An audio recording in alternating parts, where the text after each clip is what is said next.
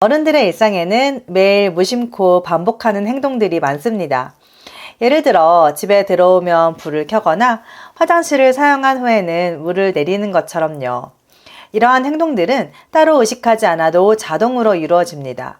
왜냐하면 습관이 우리 몸에 자연스럽게 자리 잡았기 때문인데요. 우리 아이들에게도 습관은 매우 중요합니다. 아이가 오늘 그리고 내일 반복하는 작은 행동들이 쌓여서 결국 평생을 좌우할 습관으로 자리가 잡기 때문인데요. 특히 0에서 6세는 뇌가 가장 빠르게 성장하고 변화하는 시기로 이 시기에 어떤 습관을 만드는지가 아이의 미래에 많은 부분에 영향을 미치게 됩니다. 그런데 이런 질문을 해볼 수 있죠.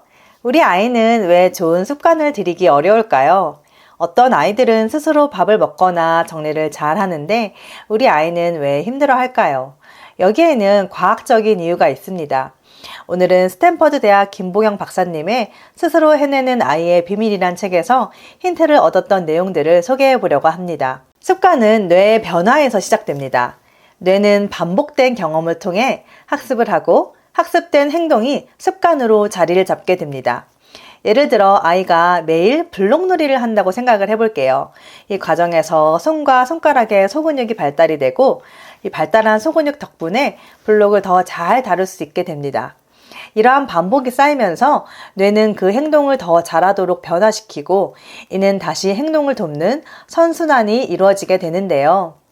하지만 습관은 단순한 반복만으로는 만들어지지 않아요. 바로 보상이 중요한 역할을 하는데요. 여기서 중요한 실험, 스키너 상자의 이야기를 한번 살펴보겠습니다. 한 실험에서 동물 한 마리가 상자 안에 들어갔습니다. 상자 안에는 레버가 있고요. 우연히 이 레버를 눌렀을 때 먹이가 나왔습니다. 이후 이 동물은 반복적으로 레버를 눌러서 먹이를 얻는 법을 배우게 됩니다. 이 과정은 조작적 조건화라고 불리며 행동과 보상을 통해 학습이 이루어지는 원리를 보여주는데요. 여기서 중요한 것은 이 학습 과정에서 도파민이라는 뇌의 신경 전달 물질이 바로 중요한 역할을 한다는 점인데요. 예상치 못한 보상이 주어졌을 때 도파민이 분비가 되며 뇌는 이 보상을 더 자주 얻기 위해 신경회로를 변화시키게 됩니다. 결국 동물은 레버를 누르는 뇌로 변화를 하게 되는 것이죠. 이 원리를 아이들에게 적용하려면요. 행동을 이끄는 신호, 상황, 행동, 그리고 보상을 하나의 고리로 연결하는 습관 형성 전략을 사용할 수 있습니다. 이를 습관의 고리라고 부르는데요. 구체적인 방법을 지금부터 소개하겠습니다. 첫 번째로는 신호입니다. 먼저 아이가 행동을 시작하게 만드는 신호를 설정하는 거예요. 예를 들어서 저녁 7시가 되면 책을 읽는 시간이라는 규칙을 만들어 볼 수 있겠죠. 두 번째로는 행동입니다. 아이가 그 신호를 인식하고 실제 행동으로 이어질 수 있게 해줘야 하는데요.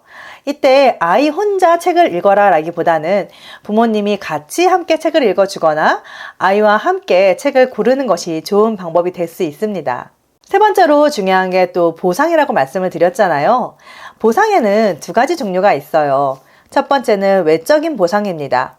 예를 들어서 아이와 책을 함께 잘 읽은 뒤에 칭찬을 하거나 스티커를 주는 것처럼 눈에 보이는 보상을 주는 거예요.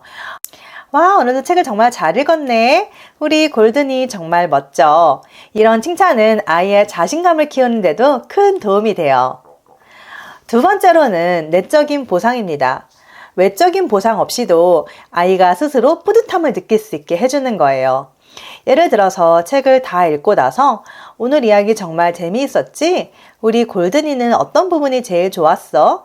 이렇게 대화를 나누면서 책 읽기에 관한 즐거움을 깨닫게 해주는 것도 좋은 방법이 될 거예요. 책 읽는 활동은 정말 재미있는 일이야 라는 경험이 쌓이고 나서는 외적인 보상이 없이도 이러한 행동들을 계속 이어나갈 수가 있게 돼요. 처음에 습관을 잡으실 때는 외적인 보상을 사용하실 수 있지만 외적인 보상에서 내적인 보상으로 자연스럽게 전환을 하면서 아이들이 자립적인 습관을 형성할 수 있도록 부모님들이 도와주시는 게 좋을 것 같습니다. 네 번째로는 반복입니다. 이렇게 습관의 고리를 만들어주면은 아이가 점점 더 자연스럽게 행동을 반복하게 되고 결국에는 이것은 좋은 습관으로 자리를 잡게 됩니다. 저의 이야기를 조금 해볼게요. 신생아부터 만 2세까지는 아이들의 일상이 정말 쉴 새 없이 변하잖아요. 낮잠의 횟수도 계속 변하고 밤잠도 달라지고 뒤집기나 걷기, 이가 나는 등 신체의 변화가 있을 때마다 하루의 일과나 리듬도 바뀌기 때문에 습관을 잡기가 어렵다고 생각하시는 분들이 많으실 것 같아요. 하지만 식사 습관이나 수면 습관이나 양치 습관 같은 것들은 매일 무조건 해야 하는 일들이잖아요. 이런 것들을 구체적인 시간을 딱 정하기가 어렵다고 할지라도 방법에 대해서는 부모님들이 계속해서 알려주시고 또 아이를 칭찬해주고 격려함으로써 습관을 만들어 볼 수가 있습니다.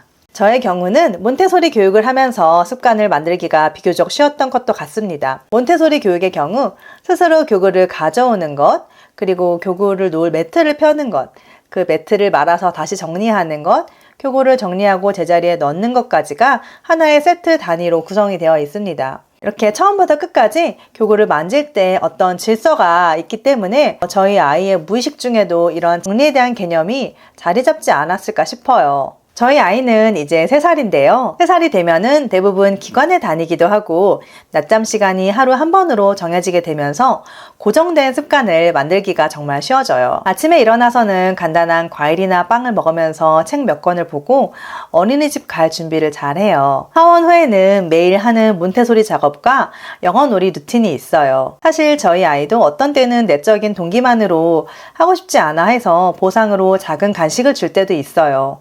하지만 크게 반항을 하지는 않더라고요. 아이가 아직 시계를 볼 줄 몰라서 시간을 정확히 알지는 못하지만 이 시간에는 이런 것들을 해야 되는구나 어느 정도 몸으로 감을 익히게 된 것 같습니다. 부모님이 아이에게 물려주고 싶은 좋은 습관을 만드는 일은 어려워 보이기도 하지만 조금 길게 기간을 가지고 방법을 찾아 나간다면 충분히 가능한 일입니다. 여러분은 우리 아이에게 어떤 습관을 만들어주고 싶으신가요? 3살 벌은 여든까지 간다는 말이 있죠. 그 말이 정말 사실입니다. 어릴 때부터 몸에 밴 습관들은 내가 의식하지 않더라도 자동적으로 내 삶의 방향을 효율적이고 생산적인 방향으로 이끌게 됩니다. 우리 아이에게 꼭 만들어주고 싶은 습관이나 만들기 어려웠던 습관을 댓글로 공유해 주세요. 여러분과 함께 이야기를 나누고 싶습니다. 더불어 제 채널이 아직은 작기 때문에요.